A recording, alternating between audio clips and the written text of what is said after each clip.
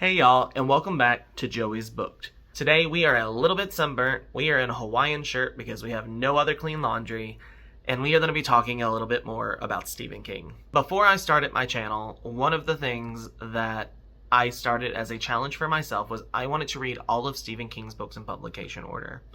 I really wanted to read the Dark Tower series because I had heard such good things about it. And once I realized about all of the interconnectedness and Easter eggs and stuff in Stephen King's books, I decided, hold up, I've only read a few so far. Let's go ahead and read them in publication order so we don't miss anything. And about 2 or 3 years ago, I started kind of this challenge, and the way that I've been going about it has changed somewhat. But currently, once a month, I read a book by Stephen King, whatever's next in order. I review it with you guys, give it a rating, share my thoughts. So because I started these before I was even really reviewing books or anything like that, we are going to move a little bit quickly. I'm going to just give a brief synopsis, maybe a rating if I even had one at the time, because some of these wasn't rating books yet, and just kind of tell you some of my thoughts. We are going to be starting in the 1970s when Stephen King first started publishing, and the first book in his publication order that I have read would be Carrie. Now, this is a much nicer, newer 50th anniversary edition, but Carrie is still one of my all-time favorite Stephen King books I've read. It is just a classic to me. We are following Carrie, who is heavily bullied at school. She has a really weird religious home life that's very, very strict and not quite what it should be.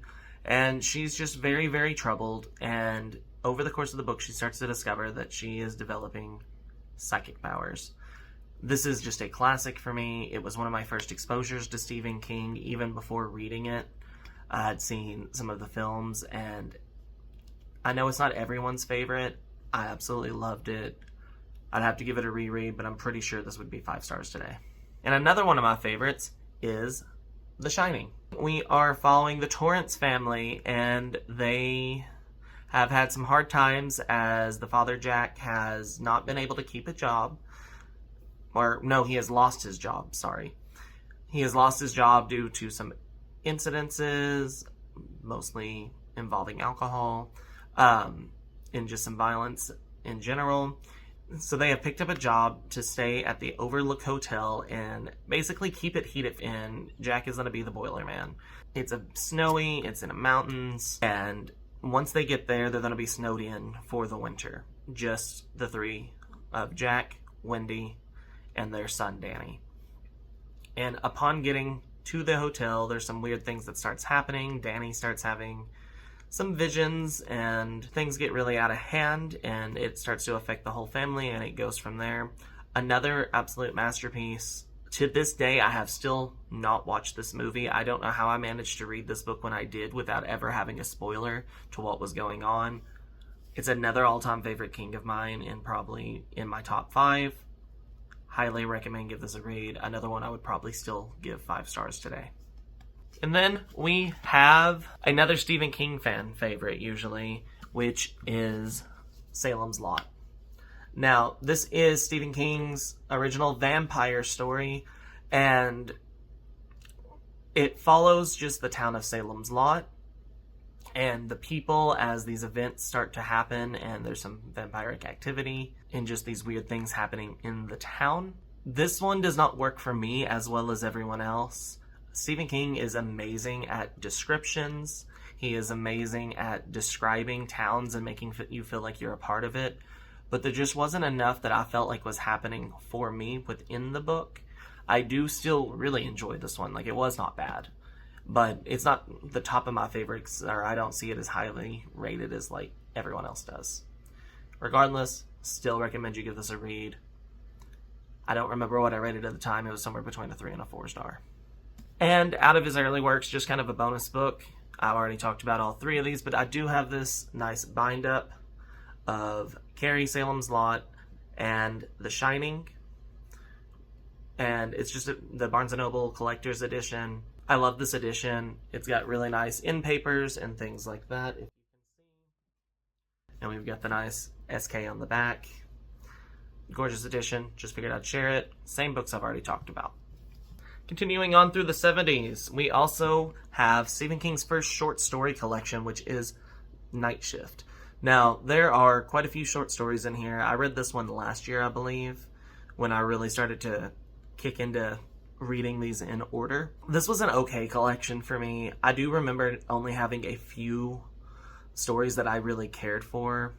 If you are movie fans, this includes Children of the Corn. Recently, The Boogeyman was released. I don't even remember what all else was in here, I'm gonna be straight up. I do remember really liking the one that The Boogeyman was based off of. I do remember that being one of my favorite stories in the collection. Some of the others fell flat. They just didn't really work for me. But a lot of people do also really love this collection, so maybe it would work for you. So the next one is a bind-up of multiple books. So these were published at different times and then later released as this big bind-up. And that's going to be the Bachman books by Stephen King. This contains 4 smaller books or novellas that they eventually bound together, and they were all published under the pen name Richard Bachman. Later on, King came out and said was him, and then still released a few more books under the name. This bind-up contains Rage, The Long Walk, Roadwork, and The Running Man. And out of these 4, Rage is King's book that was discontinued. He pulled it from publishing after the Columbine incident because there were some connections between that situation and his book. And there was just a lot of drawbacks.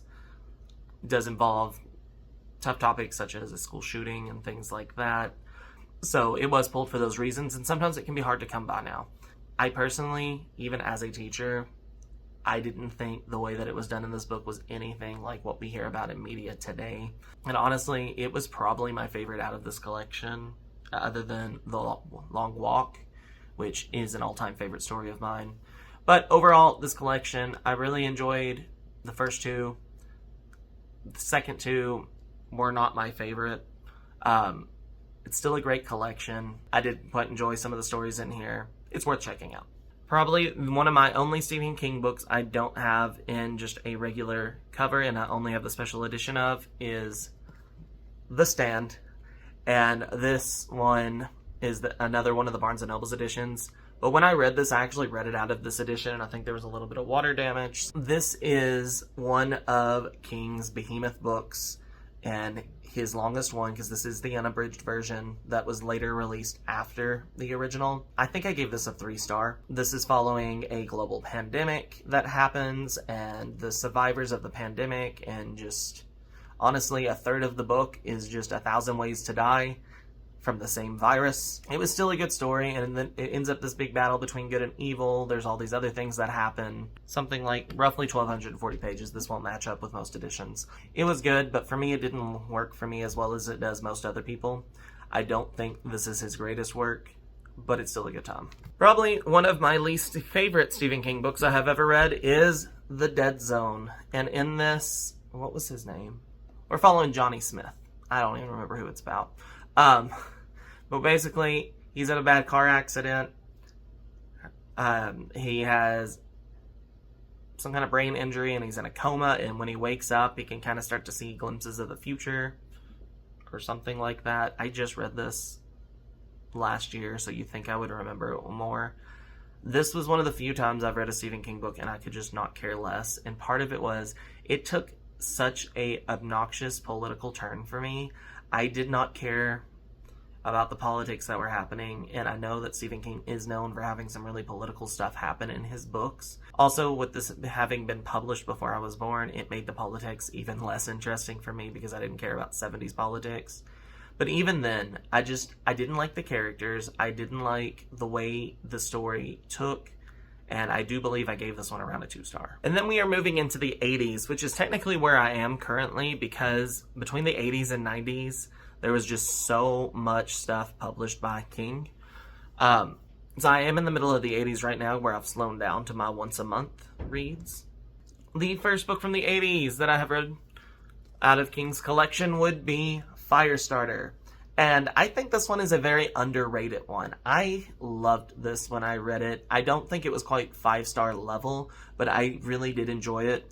And in this, we are following a father and his daughter who are on the run because she is kind of being targeted by the government because she has started to develop pyrokinesis, and he is just trying to go out of his way to keep his daughter safe. I thought the family dynamics in this were great. I really enjoyed Charlie, who is the daughter, and I thought just kind of her discovery through these powers. It is very different from the telekinesis in Carrie, and he made sure to keep these very separate, considering they weren't terribly far published from each other. I think this is a great one to check out. I haven't seen any of the movie adaptations because I haven't heard the greatest things, but I do know a few years ago this one was turned into a remake as well. And then a little turn for Stephen King, Dan's Markov. And when I started this challenge, I said I was going to try to read his nonfiction and stuff too. I was really, really curious to see how he worked in that format because of the way he writes. And this was a big just collection of essays and things about the horror genre as a whole. I hated it. This is the very bottom. This is the very, very bottom of anything by Stephen King I've read. It is so dense. It is so repetitive. And even as a horror lover, I didn't care about some of the conversations he was having, which really upset me because there was probably some insightful things, but it just drug on so long and I didn't feel like I learned anything from it. It's not about his writing, and I think had it been something like On Writing, which I haven't read yet, I think something like that would be more up my alley. But with this just being essays talking about the genre and just this movie did this movie did this, and just the spoilers and things like that, I just really lost interest. It wasn't for me. I'll probably never pick this up again and only have it in my collection because it's by King. And next we have Cujo, which was another book that worked a little bit better for me than I expected. So in Cujo, we are following Donna and her family, and basically Donna's husband is out of town on work, so it's just her and her small child, and her car breaks down, and they drive it up to this place where she's supposed to be getting it fixed. It's kind of backwoodsy out in the country, but the place that she has taken the car to, their St. Bernard Cujo has gotten sick. And Cujo is as much a character in this as any of the other people. Basically, the car breaks down, and they're kind of under the terror of Cujo while they are out in the summer heat, trapped in a car. Overall story, I really enjoyed this. The parts that I didn't care for were more when we would jump over to the husband who wasn't even, around for anything going on, and I started talking about all his marketing stuff. That didn't work for me. Loved Cujo. Loved the route the story took. Stephen King was not shy about where he took the story. Do think this is a great read. Now, the whole reason I started this journey was so that I could start The Dark Tower. And at this time, I have only read one Dark Tower book, and that's going to be The Gunslinger. This one was pretty good, and I think it lives up to where people have said that it's probably the worst book in the series. It is a collection of shorter stories all following Roland and this different universe or whatever, post-apocalyptic. I'm not really sure yet what all's going on here. I think I've got some ideas. But we're following Roland in this world and just adventures with him and some kid that he meets. It was okay. I think I gave it around 3 stars, but I am really excited to get more into these. I don't know if I'll full out read this by the time I get to the second book, but I will definitely be kind of skimming it through to refresh myself because it's been a little bit now. After The Gunslinger, we had a little bit of a break for a while. I just wasn't good about picking up other Stephen King books. I got distracted and got reading a lot of other stuff. Now that I've gotten back on the game, the first Stephen King book I've read this year would be Different Seasons, which is another collection of previously published short story novellas. This one contains some of Stephen King's most well-known works that have been put into screen, including The Shawshank Redemption, because Rita Hayworth in The Shawshank Redemption is in this book. We also have The Body, The Body was the basis for Stand By Me, and 2 other stories. In other words, Apt Pupil and The Breathing Method. My favorite out of this was actually App Pupil. It is weird, it's messy, and it's just unhinged. This honestly reminded me of if Stephen King tried to write an Eric LaRocca novel, but not queer. That was just the vibes that I got reading this, having been familiar with LaRocca's work. But it was about like a boy who kind of befriends, kind of starts blackmailing a Nazi trying to get his story, and it's a weird situation. The Nazi's in hiding, the boy's threatening to expose him if he doesn't basically tell him everything about the war, and it just gets really, really unhinged. Outside of that, we have The Shawshank Redemption, which is about a man in prison and prison life and just experiences that are going on. The Body, which is following some boys that are looking for a dead body on railroad tracks. I don't even really fully remember what the breathing method was about. I know it had something to do with like pregnancy or something. That one was not my favorite. I barely remember what happened. Overall, it was kind of a middle of the ground collection for me, but App Pupil I really suggest checking out of any of these. Before I started this challenge, there were a few more books from the 80s of Stephen King that I have previously read, and then there are some that are from more of the 2010s. I have not read much from his 90s or early 2000s period, but I am going to go through these real quick. I doubt I will reread any of these unless I really feel I need to, because most of these are ones I feel like I remember pretty well. The first of those is Thinner by, well, I'm not saying who it's by. You know it's a Stephen King book at this point. But this is one of his Richard Bachman books. Thinner is about a guy who basically is cursed and starts to rapidly lose weight and is trying to fix the problem before he dies. It was an okay book. It was not my favorite.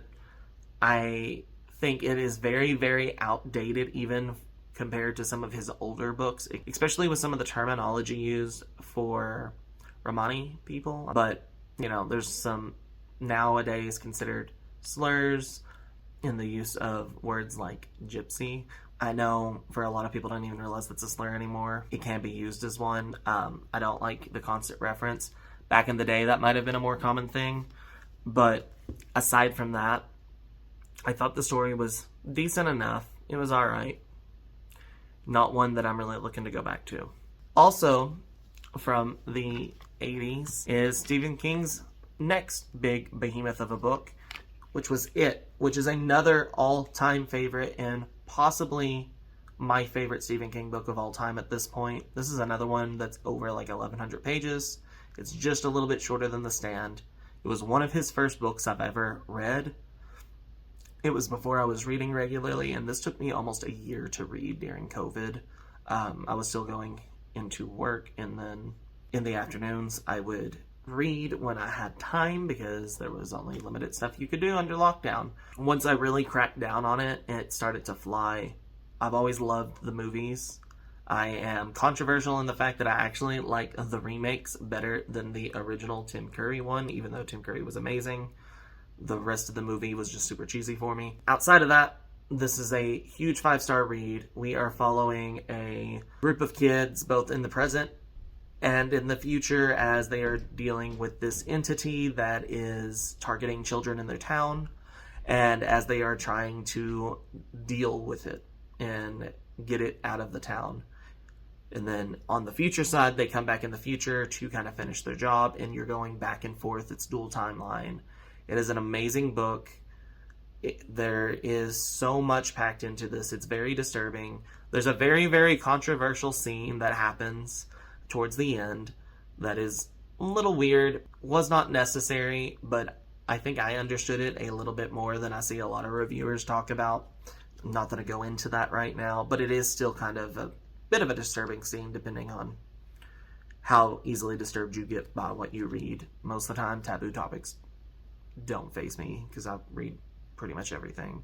I do recommend checking it out. I think it's an amazing book, and if that is a type of scene and you start to come upon it, you can skip it after a couple of pages and it doesn't really change much about the overall story. So these last few ones are the ones from the 2010. I am going to go slightly out of order on this first book.